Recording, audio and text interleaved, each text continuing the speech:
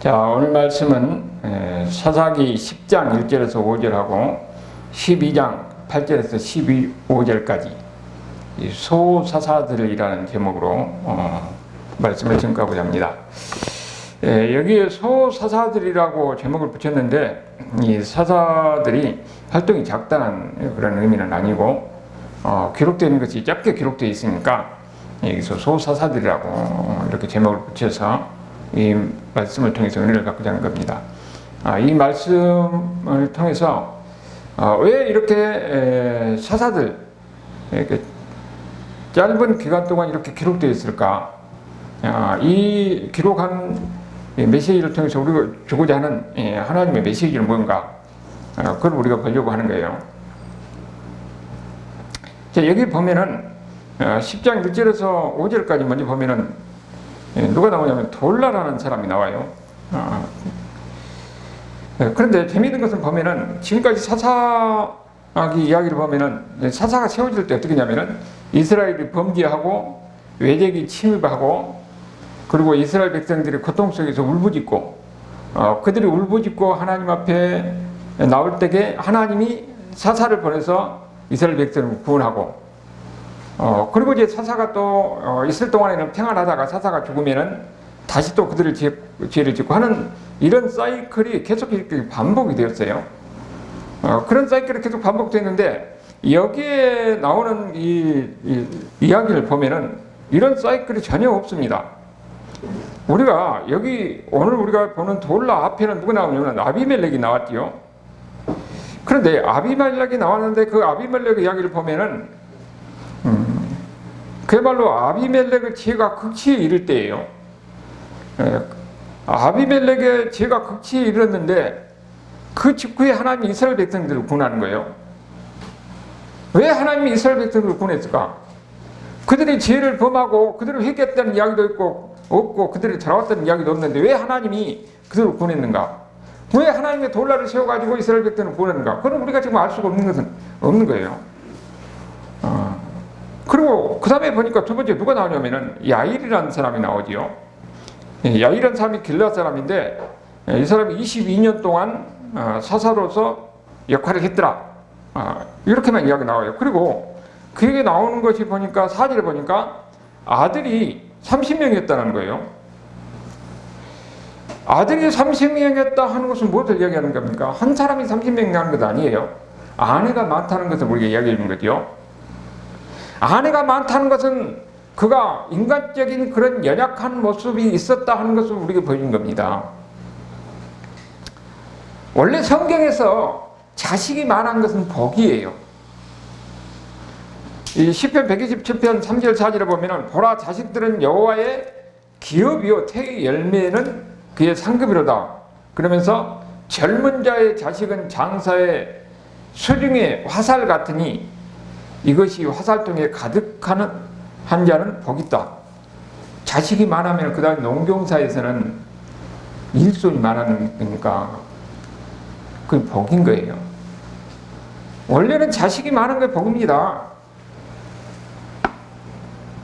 그런데 여기서는 뭡니까? 그 전제가 아내가 하나 있을 때예요. 근데 여기서는 자식이 많은 것은 아내가 여럿이라는 겁니다. 아내가 여럿인 것은 그건 하나님의 복이 아니에요. 하나님의 뜻이 아닙니다. 그리고 그 뒤에 이제 12장 8절에서 보면은 입산이라는 사사가 나오죠. 입산이.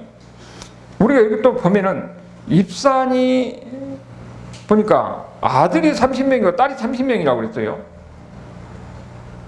딸을 30명인데 시집 다른 데로 보내고 다른 사람들이 들어오잖아요. 그러니까 그러면 이방 사람 들어올 가능성이 많은 거예요. 그리고 여기 보면은 그 다음에 그 뒤에 이 엘론을 보니까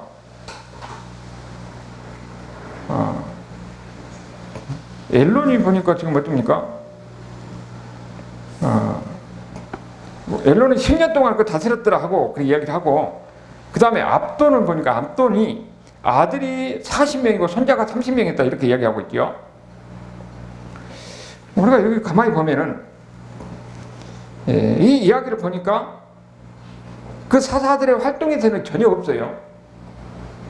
그 대적이 누구인지, 그가 어떻게 대적을 물리쳤는지, 그리고 그들이 한 일이 무엇인지에 대해서 이야기는 전혀 없습니다. 근데 여기서 주로 나오는 것은 뭐예요? 자식들을 많이 낳았다는 거예요. 아들을 많이 낳고 아들, 딸을 많이 낳았다는 이야기만 나옵니다. 이것이 우리에게 주는 메시지가 뭔가, 여기서 몇 가지로 우리가 보려고 하는 거예요. 이 이야기의 특징을 보면은, 첫 번째 특징이 보니까 이들의 이야기가 짧다는 거예요. 계속 나오는 이야기 뭡니까?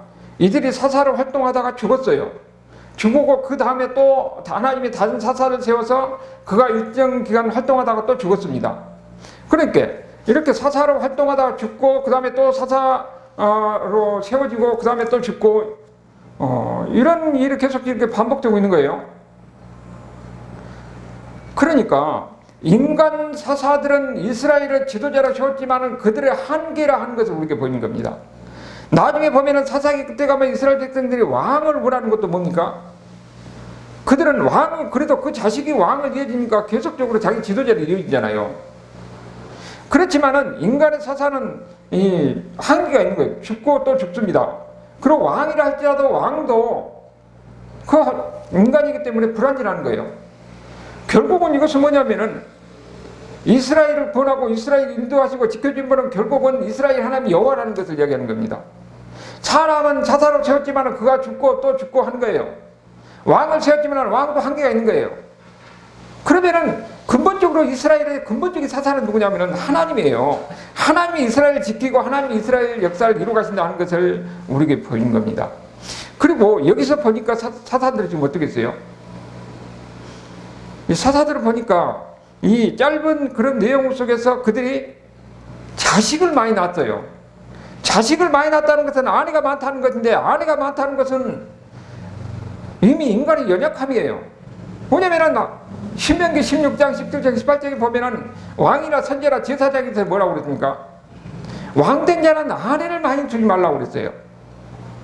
이미 하나님 말씀을 어기고 있는 거지요. 그런데 이런 사람들이 사사로 세워서 활동을 했어요. 그러니까 하나님이 이스라엘 백성들을 구원하게 지은 이 인간 지도자는 완전하지 않다는 거예요. 완전하지 않다는 거. 불완전한 가운데서 그들이 하나님이 그들을 지도자로 세워서 하나님이 사용해서 이스라엘 백성들을 구원하는 겁니다. 그러니까 하나님이 쓰는 사람은 다 완전해서 쓰는 사람이 아니에요. 불완전하지만은 여러 가지 인간적으로 연약하면 불완전함이 있는 겁니다. 그래서 중요한 것은 사람이 중요한 것이 아니라 하나님이 중요해요. 하나님이 사람을 세워서 역사를 이끌어가는 겁니다. 이스라엘 백성들, 자기 백성들을 구원하시고 자기 백성을 인도하는 거예요. 인간의 한계. 그렇지만 하나님은 그 역사에 주인된다 하는 것을 이 이야기를 통해서 다시 한번 우리에게 보여주는 거죠. 그 다음에 여기 두 번째로 보면은 우리가 이 앞에 보면은 야일은 아들이 30명이라고 그랬어요. 그리고 여기 보니까 입산도 아들이 30명, 딸이 30명이죠. 압도는 아들이 40명이고 손자가 40명이에요. 근데 그 중간에 나오는, 중간에는 누구 이야기 나옵니까? 입다 이야기가 나오잖아요. 우리가 11장에 보면 입다 이야기가 나와요. 근데 입다는 뭐예요? 딸 하나 있는데 그 딸 하나도 어떻게 됐어요? 결국은 죽어야 되는 거예요. 죽을 수밖에 없는 그런 운명인 거예요. 우리가 이야기를 보면은 참 불공평하게 보이는 겁니다. 누구는 자식이 30명이고 40명인데 누구는 보니까 딸 하나 있는데 그 딸 하나도 결국은 죽어야 될 그런 운명이 돼버린 거예요. 이것이 보면은 우리 인간의 삶이라는 것은 무엇이냐? 인간의 삶이라는 것은 참 불공평하다는 것을 우리가 여기 느끼게 된 거예요. 그러니까 우리가 이 세상에서 삶을 보면은 이해하지 못한 일이 너무나 많은 거예요. 그러니까 우리가 볼 때는 항상 이해할 수 없는 이런 가운데 우리가 천국 가면은 하나님한테 물어볼 일이 많은 겁니다. 왜 이런 일이 되는지. 근데 그 성경에서도 끊임없이 이야기를 한 거예요. 10편 73편에도 보면은 하나님을 모르는 그런 악인들은 오히려 그들이 형통하고 하는 일을 다 되고 죽을 때도 오히려 참 남부럽지 않게 그렇게 죽는 거예요. 그런데 하나님을 믿고 하나님을 올바르게 믿고 신앙생활하는 사람들은 이 세상에서 왜 고통을 당하고 어려움을 당하고 그러다가 죽느냐 하는 거예요. 이 세상에서 하나님은 거기에 대한 대답을 주지 않습니다.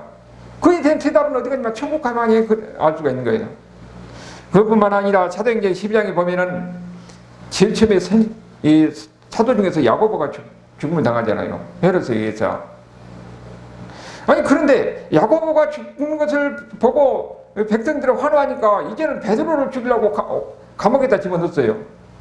그런데 베드로는 천사가 와서 기적적으로 베드로는 구해줘서 나중에 이 사도로서 활동하고 그래요.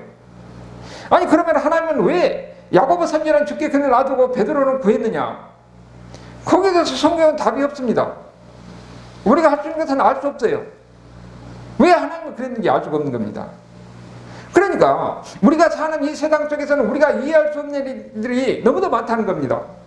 그것뿐만 아니라 이 히브리서 11장에 보면은 그 믿음장이지요. 그 앞에 보면은 믿음으로 살아서 그들이 이렇게 복을 누리고 이렇게 장수한 복을 누리고 이런저런 복을 이 세상에서 복을 누리고 살았더라 하는 이야기 나와요. 근데 그 뒤편에 가보면은 오히려 믿음으로 살면서 그들은 고통받고 고난을 당하고 시련을 유리방황하고 이렇게 살다가 죽는 거예요. 왜 믿음으로 살았는데 어떤 사람은 이 세상을 보고받고 어떤 사람은 이 세상에도 고통을 받고 유리방황하다가 죽었느냐 하는 거예요. 거기에 대해서 하나님은 우리에게 답을 주지 않습니다. 이런 전혀 알 수 없는 이런 두 가지 일이 끊임없이 반복되는데 우리가 알 수 없어요. 단지 우리가 알 수 있는 것은 뭐냐? 하나님은 하나님이라고 고백할 수밖에 없습니다. 우리가 더 이상 성경이 우리가 이야기해 주지 않고 우리가 알 수 없어요. 하나님의 뜻을 알 수가 없습니다. 그래서 이런 알 수 없는 가운데서 벌어지는 이런 상황에 대해서 우리는 하나님을 하나님으로 인정하고 그 앞에 무릎을 꿇고 하나님 앞에 모든 것을 맡기며 기도할 수밖에 없다는 겁니다. 그걸 인정해야 되는 거예요. 하나님은 우리에게 답을 해주지 않습니다. 우리가 욥기 보면은 그러죠. 아니 내가 왜 이렇게 나는 나름대로 하나님을 열심히 섬기는데 내가 왜 이런 고통을 당하고 어려움을 당하느냐. 그 이유라도 좀 알고 싶다. 하나님은 나서 그 이유라도 좀 알고 싶다 하는 거예요. 근데 거기에 대한 하나님은 대답은 뭡니까? 내가 하는 일을 네가 다 아느냐 그래요. 내가 하는 일을 어떻게 네가 다 아느냐 하는 겁니다. 욥이 어떻게 하나님의 일을 다 알 수가 있어요. 하나님이 그리고 욥에게 왜 이런 일이 일어났는지에 대해서 설명해 주는 의무가 없다는 겁니다. 거기에 대해서 욥은 회개하잖아요. 하나님으로 인정하지 않는 죄, 거기에 대해서 욥이 회개합니다. 이것이 욥일 뿐만 아니라 우리도 마찬가지입니다. 우리도 보면은 나름대로 열심히 하나님 일을 하고 하나님을 섬기면서 열심히 일하는데 왜 우리는 이렇게 일이 안 되고 이런 어려운 환경에서 이런 고통을 당하고 있느냐? 하나님은 거기에 대해서 답을 주지 않습니다. 다만 우리는 그 현실을 받아들이면서 하나님을 하나님으로 인정하면서 그러면서 하나님 앞에 무릎 꿇고 하나님께 기도하고 하나님 인도하심을 구할 수밖에 없는 거예요. 그것이 우리 이 인간의 세상의 삶이에요. 우리가 무엇인가를 그걸 알려고 하면은 오히려 하나님의 뜻을 저버리고 잘못된 길로 갈 수가 있는 거예요. 거기에 대해서 전도서 7장 14절에 보면은 뭐라고 그러냐면은 형통한 날에는 기뻐하고 공고한 날에는 되돌아보라. 이 두 가지를 하나님이 병하게 하사 그 장래의 일을 능히 헤아려 알지 못하겠다. 이 세상에 보면은 형통한 일과 또 곤고한 일이 일에 섞여서 있다는 거예요. 근데 그것이 어떤 법칙이 있는 것 아닙니다. 왜 어떤 때는 형통한 일이 있고 어떤 때는 고통스러운 일이 있고 왜 이런 일이 있느냐? 거기에 있어서는 하나님이 섞여서 우리 인생 속에서 수없이 일어나는 거예요. 답이 없습니다. 그리고 이 전도서 3장 11절을 보면은 거기 보니까 하나님이 뭐라고 그랬냐? 하나님은 우리에게 영혼을 사모하는 마음을 주었다고 그랬어요. 하나님이 모든 것을 지으시되 때를 따라 아름답게 하셨고 또 사람들에게 영혼을 상하는 마음을 주었느니라. 그러면서 그러나 하나님이 하시는 일의 시종을 사람으로 측량할 수 없게 하셨도다 그랬어요. 무엇인가 절대적인 것에 대한 이런 마음은 있는데 이 세상에서 하나님의 이 일을 다 측량할 수, 헤아릴 수 없게끔 그렇게 만들었어요. 그러니까 우리가 하나님이 하는 일에 대해서 우리가 다 알려고 할 수는 없는 겁니다. 알 수가 없는 거예요. 하나님이 그렇게 만들었다는 겁니다. 물론 잠언서에 보면은 인생의 모든 사람을 어떻게 살아야 할지 어떤 방향이라든지 이런 것에 대해서 성경을 통해서 우리가 배우는 겁니다. 그리고 우리 인생 삶 속에서 나의 삶에 대한 하나님의 뜻이 무엇인가 그걸 우리가 알려고 노력하고 하면서 가는 거예요. 그러나 우리가 이 인생에 사는 가운데서 다 하나님의 그 뜻을 우리가 다 알 수는 없는 겁니다. 그러니까 우리 미래에 대해서도 우리가 다 알 수 없어요. 다만 하나님의 우리가 인도하심을 구하고 하나님의 뜻을 구하고 우리가 그를 위해서 노력하는 것 뿐이에요. 이게 다 할 수 없는 것이 인간의 삶이라는 겁니다. 그렇기 때문에 우리가 할 수 있는 것은 뭐냐? 하나님을 하나님으로 인정하고 그 앞에 무릎을 꿇고 모든 것을 하나님께 맡기며 순종하면서 가는 거예요. 그것이 우리의 삶이라는 겁니다. 여기도 보면은 누구는 자식이 30명이고 누구는 자식이 40명인데 또 입단 보면은 왜 딸을 하나밖에 없는 그 무난 동료를 결국은 죽을 수밖에 없는 이런 운명이 되느냐 하는 거예요. 여기에 대해서 우리가 알 수 있는 것은 없습니다. 세상의 삶이라는 것은 어차피 불공평하고 불안전한 가운데 사는 것이 인간의 삶이라는 겁니다. 이렇게 불안전하고 불공평한 가운데서 오히려 하나님을 의지하고 하나님께 매달리고 그러면서 우리 인생을 하나님께 맡기는 겁니다. 거기에 대해서 우리가 어떤 해답을 찾을 수 있는 것은 아니에요. 다만 하나님의 뜻을 찾으려고 노력을 하지만은 우리가 모든 것을 다 알 수 없기 때문에 하나님은 대답도 해주지 않기 때문에 거기에 대해서 하나님께 맡기는 수밖에 없다는 것을 우리에게 가르쳐 주는 거예요. 그리고 세 번째로 여기 보면은 우리가 이 사사들, 이 소사사들의 이야기를 통해서 사사들이 계속 나오는데 여기에 안식이란 말이 없어요. 안식이란 단어가 없습니다. 그냥 그들은 사사노를 했다 이렇게 나오지 그 사사들이 지배할 때 평안이 있었더라 하는 이야기는 없어요. 이스라엘 전체를 보면은 점점 갈수록 이스라엘의 죄악이 더 심해지고 깊어집니다. 그리고 우리가 다음에 볼 이 13장에 보면 삼손의 이야기가 나오는데 그 죄악의 극치가 어떤 것인가 하는 것을 삼손의 이야기를 통해서 우리에게 보여주는 거예요. 우리가 사사들을 지금까지 우리가 본 이 사사들을 보면은 사사들이 하나님의 지도자로서 하나님의 세움을 받은 사람으로서 이게 쓰임 받고 있잖아요. 근데 그 사람들도 보면은 다 어떤 사람입니까? 인간의 연약함 속에서 불완전한 사람이었다는 거예요. 그런데 그들도 보니까 하나님의 뜻을 어기고 죄를 지었죠. 오히려 성경에는 아내를 많이 두지 말라고 했는데 아내를 많이 두고 가지고 자식들이 많은 겁니다. 그런데 하나님의 이 하시는 일을 보면은 이 사사들도 하나님의 뜻을 따라서 하나님의 일을 했는데 그들도 부족하고 연약한 인간이었더라 하는 거죠. 그렇기 때문에 그들도 사사로 활동하다가 결국은 죽고 그 다음에도 끊임없이 이런 일이 반복되는데 결국은 인간 사사들은 불완전한 가운데서 그들이 역할을 하다가 죽어요. 그래서 그들의 왕을 기대하지만 왕도 결국은 그도 죽고 영원하지 않는 거예요. 그렇게 이 사사기를 통해서 계속 보이는 건 뭐냐? 인간의 연약함 속에서 그들은 궁극적으로 자기들을 지켜줄 진정한 사사, 그들의 구원할 이 영원한 사사를 원하는 겁니다. 그 이야기를 우리에게 보이는 겁니다. 그러니까 사사기를 통해서 뭘 우리에게 보이느냐? 궁극적인 왕, 그들을 구원할 영원한 사사, 구원자, 메시아를 기다린다는 것을 이야기를 통해서 우리에게 보이는 거예요. 그분이 바로 메시아인 예수님이죠. 그러니까 사사기 전체에서 초점을 어디냐?